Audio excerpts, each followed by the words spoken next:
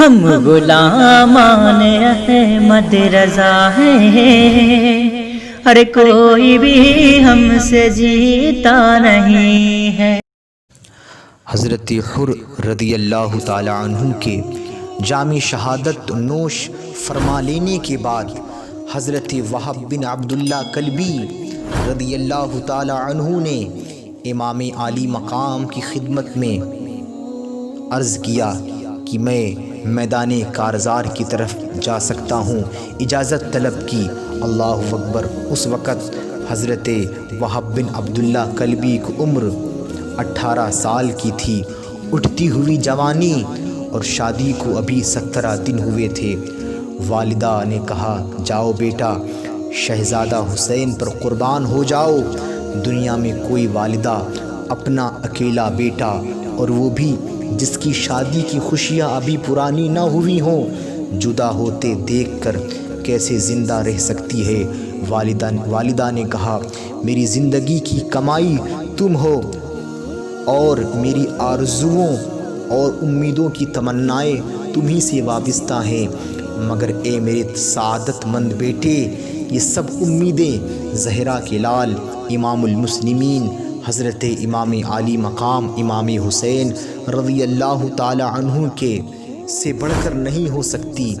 جاؤ اور جام شہادت پی کر اللہ رب العزت کی راہ میں سرخروی حاصل کرو۔ سعادت مند بیٹے نے جواب دیا، اماں جی، میں ایک لمحہ بھی دیر کرنے کے لیے تیار نہیں، مگر میرے ساتھ امیدیں وابستہ کرنے والی کا کیا ہوگا؟ والدہ، اگر آپ اجازت دیں تو میں جاتے وقت اسے تسلی دیتا جاؤں۔ والدہ نے کہا، بیٹا، عورتیں ناقص العقل ہوتی ہیں، کہیں اس سعادت ابدی سے محروم نہ ہو جانا۔ شہادت وہ نعمت ہے جو قسمت والوں کو ہی حاصل ہوتی ہے۔ اللہ اکبر۔ حضرت وہب بن عبداللہ کلبی اپنی جوزا اپنی بیوی کے پاس جا کر کہا، اے میری ہم سفر، میں میدان جہاد میں جا رہا ہوں۔ آج آقائے کونین صلی اللہ علیہ وسلم کے نور نظر، علی کے لال، زہرا کے لاڈلے پر امتحان کا وقت آ گیا ہے۔ میں تجھے تسلی دینے کے لیے آیا ہوں کہ اللہ تبارک و تعالیٰ پر بھروسہ رکھنا اور صبر و شکر کے ساتھ وقت گزارنا۔ خاوند کا یہ ارادہ دیکھ کر نیک دل بیوی نے کہا کہ میں تمہاری مرتبہ شہادت حاصل کرنے میں کسی طرح کی رکاوٹ نہیں بن سکتی۔ اے میرے سرتاج، میں تمہیں بخوبی اجازت دینے کے لیے تیار ہوں، مگر میں تمہیں میرے ساتھ ایک وعدہ کرنا ہوگا کہ جب تمہیں مرتبہ شہادت نصیب ہو اور جنتی حوریں تمہیں لینے آئیں تو اس وقت میرے بغیر جنت میں داخل نہ ہونا۔ مگر میں یہ وعدہ امام عالی مقام امام حسین رضی اللہ تعالی عنہ کے روبرو لینا چاہتی ہوں۔ حضرت وہب بن عبداللہ کلبی نے کہا، مجھے یہ شرط منظور ہے۔ وہب بن عبداللہ کلبی اپنی والدہ اور اپنی بیوی کے ساتھ امام عالی مقام کی بارگاہ میں حاضر ہوتے ہیں۔ حضرت وہب بن عبداللہ کلبی کی والدہ نے فرمایا، امام عالی مقام کی خدمت میں عرض کیا، اے امام المسلمین، میری زندگی کی کمائی میرا صرف ایک ہی بیٹا ہے۔ مدت ہوئی اس کا باپ اس داری فانی سے کوچ کر گیا۔ میں نے اس کو بڑی محنتوں اور مشقتوں سے پال کر جوان کیا ہے۔ ابھی اس کی شادی کو صرف 17 دن ہوئے ہیں۔ حضور، میدان جہاد میں جانے کی اجازت دیں تاکہ یہ اپنی عزیز ترین جان کو آپ کے قدموں پر قربان کر سکے۔ آپ نے بخوبی قبول فرما کر حضرت وہب بن عبداللہ کلبی کی بیوی کے سر پر ہاتھ پھیرتے ہوئے فرمایا، تیرا شوہر ابھی ابھی دیدار الہی سے مشرف ہونے والا ہے۔ حوض کوثر کے جام پلانے کے لیے جنت کی حوریں تیار کھڑی ہیں۔ بیٹی، آج تیری قسمت پر جنت کی حوریں رشک کر رہی ہیں۔ تم ایک مجاہد اور غازی کی بیوی ہو۔ حضرت امام کی یہ تسلی بخش الفاظ سن کر نیک دل خاتون کی آنکھوں میں آنسو آ گئے۔ اس نے آواز میں عرض کیا، حضور مجھے ان سب باتوں پر ناز ہے، مگر میں انہیں اس شرط کے ساتھ میدان جنگ میں جانے کی اجازت دے سکتی ہوں کہ میرے بغیر جنت میں داخل نہ ہو۔ میں یہ وعدہ حضور کے روبرو لینا چاہتی ہوں، اور اس کے بعد حضور مجھے موقع دیں کہ میں باقی زندگی اہل بیت کی خدمت میں گزار دوں۔ امام عالی مقام کے روبرو وہب نے دست بستہ عرض کیا، اے ابن رسول، امام عالی مقام کی بارگاہ میں عرض کیا، اے ابن رسول، مجھے اپنی بیوی کی یہ شرط منظور ہے کہ میں اس کے بغیر جنت میں داخل نہیں ہوں گا، اور میرے بعد حضور اسے اپنی خادماؤں میں منظور فرمائیں۔ اللہ اکبر۔ اس کے بعد حضرت وہب بن عبداللہ کلبی میدان جنگ میں اتر آئے، آواز دیتے ہیں، ہے کوئی مقابلہ کرنے والا؟ اس نوجوان کی ہیبت کو دیکھ کر دشمنوں کے دل دہل گئے۔ آپ دیر تک مقابل طلب کرتے رہے، مگر لشکر اعداء میں سے کسی کو سامنے آنے کی جرت نہ ہوئی۔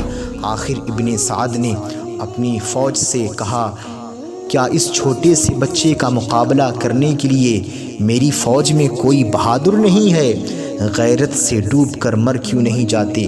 ایک معمولی سا لڑکا مقابل طلب کرتا ہے، کوئی سامنے جانے کا نام نہیں لیتا، کیا سب بزدل ہو گئے ہو؟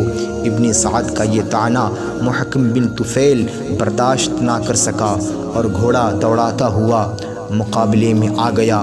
اس نے آتے ہی حضرت وہب بن عبداللہ کلبی پر نیزے کا وار کیا۔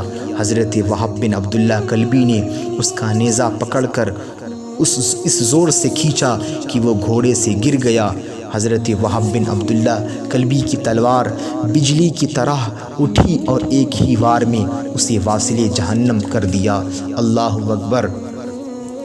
حضرت وہب بن عبداللہ کلبی 20 کو قتل کر کے وہب نے اپنے گھوڑے کی باغ خیمے کی طرف موڑ دی۔